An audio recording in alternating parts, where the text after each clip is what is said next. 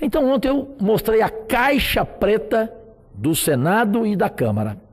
Aqui hoje vou trazer mais uma caixa preta. Na semana que vem eu trarei dos governadores, das prefeituras, das câmaras de vereadores, o que cada um desses poderes custa para o seu bolso, para o dinheiro que não é dinheiro público, é dinheiro do público. A gente tem que aprender a mudar essa expressão. Não é dinheiro público, é dinheiro do público. Vamos lá. Conforme antecipei ontem, quero continuar destravando as caixas pretas da administração pública brasileira. Amo vespeiros. Ontem me detive em números sobre o legislativo. Hoje começo a incluir o poder executivo do Brasil, que custa ao bolso de todos os presidentes Alci Lucas 3 trilhões de reais. O legislativo custa 9 bilhões. O executivo 3 trilhões. Eu vou apresentar aqui todo dia. E se eu errar em algum número, por favor, me ponham na cadeia. Então, vamos lá. Começo a incluir o poder executivo no Brasil, denunciando um tipo de privilégio específico que abrange também o legislativo, o judiciário e custa milhões, quase bilhões, aos cofres públicos. De uma vez só, alcançar a plenitude da monumental máquina que move a administração pública brasileira não é muito fácil. Por isso vou me deter em alguns números do Instituto do Auxílio Moradia no Brasil. É quase trágico falar sobre auxílio moradia num país onde milhões de famílias não têm condições dignas habitacionais e adequadas. Basta sair às ruas do nosso país para encontrar pessoas morando nas ruas, debaixo de pontes, debaixo de viadutos, ou em frente ao Palácio das Esmeraldas em Goiânia, no Coreto. Lá tem muitos dormindo. E para encontrar pessoas morando em outros pontos, além de ocupação de favelas e barracos improvisados. Segundo pesquisas do Instituto Brasileiro de Geografia e Estatística, o IBGE, mais de 11 milhões de pessoas vivem em favelas ou moradias precárias no Brasil.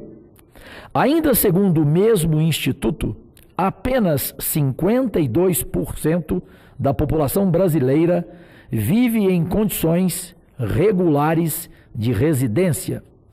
Mais de 101 mil pessoas vivem em situação de rua no Brasil, segundo pesquisa do Instituto de Pesquisa Econômica Aplicada, IPEA. Pois bem, como dizia o genial Suassuna, paraibano, pois bem, é em cima da realidade de um país com um déficit, senador Álvaro Dias, um déficit, senador Confúcio, um déficit, presidente Alci, habitacional descomunal, abismal, que eu coloco alguns dados sobre o auxílio moradia. E rapidamente, não sei onde vossas excelências moram e respeito o direito de cada um de morar onde quiser. Eu moro aqui no The Sun Resort, a 5 minutos do Senado. É um flat muito bom, em frente ao Life ali, na Vila Planalto. Pago R$ 2.200 por mês, porque eu recusei auxílio moradia.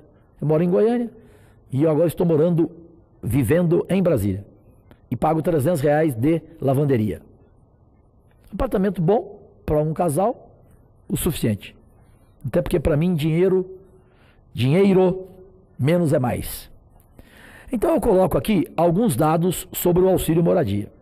Faço isto propositalmente para constatar a situação de uns poucos privilegiados que desfrutam do auxílio moradia com recursos públicos ou do público, ou seja, do brasileiro, da brasileira, e a grande massa da população brasileira que sequer tem onde se abrigar. Pasmem, brasileiros e brasileiras. Pasmem, senadores que eu tenho orgulho de lhes citar aqui, como Isalci Lucas, Álvaro Dias, Paulo Paim e Confúcio Moura, e chegando aquele que mora no mesmo flat meu e que também paga R$ 2.200, o cearense Eduardo Girão, que também recusou o auxílio moradia. Mora lá no mesmo flat meu. E é bom flat, não é? É ótimo. O Girão está aqui. Chegou agora que falei. Então, pasmem. Com o valor que os órgãos da administração pública deste Brasil, no âmbito federal, ontem eu falei do legislativo, hoje estou falando do executivo, vão gastar agora em 2019. De acordo com a previsão orçamentária, são 933 milhões e 493 mil reais. Quase 1 bilhão, senador Álvaro, todos os dias.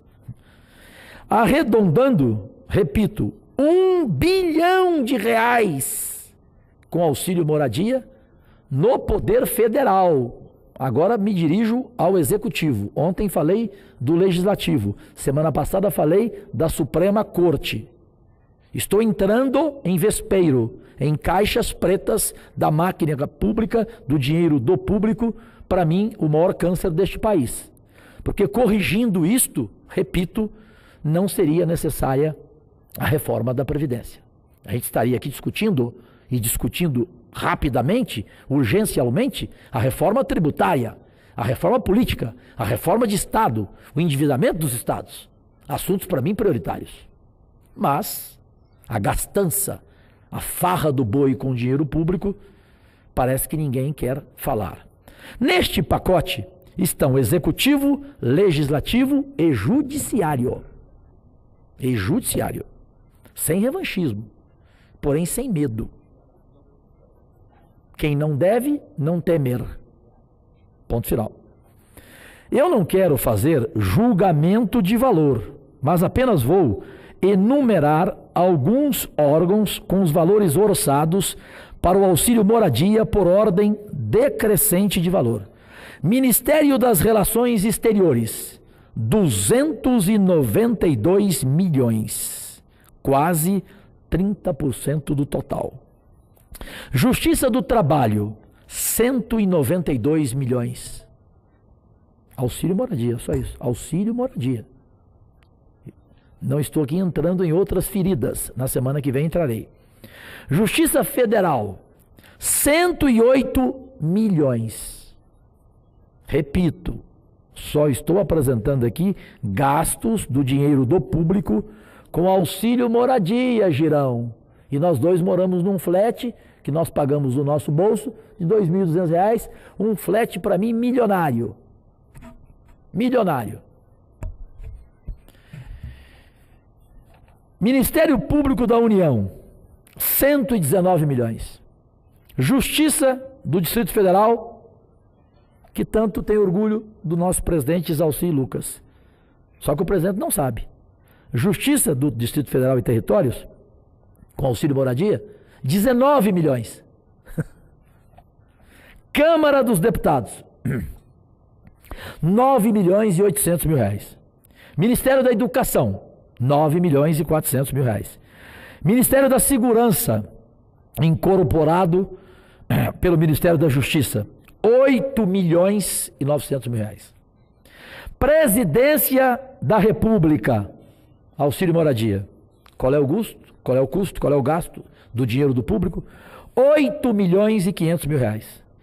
Ministério do Planejamento, absorvido pelo Ministério da Fazenda, 4 milhões e 500 mil reais. Ministério dos Transportes, 3.400.000 reais. Somente auxílio moradia. Essa é a minha ferida hoje. Essa é a minha caixa preta de hoje. Semana que vem eu venho com outras. Dos governadores, dos prefeitos, dos vereadores em todo o país. Superior Tribunal de Justiça, 2.800.000 reais. Ministério de Minas e Energia, 2.600.000 reais. Ministério da Saúde, 2.500.000 reais. Ministério da Fazenda, 2.300.000 reais. Justiça Militar da União, 2.300.000 reais. Ministério da Ciência e Tecnologia, 2.100.000 reais. Tribunal de Contas da União, 1.700.000 reais. Ministério da Cultura, absorvido pelo Ministério da Cidadania, 1.600.000 reais. Ministério dos Direitos Humanos, pasta que uniu família e também mulher, 1.500.000 reais. Ministério da Integração Nacional, 1.500.000 reais. Senado Federal, 1.300.000 reais.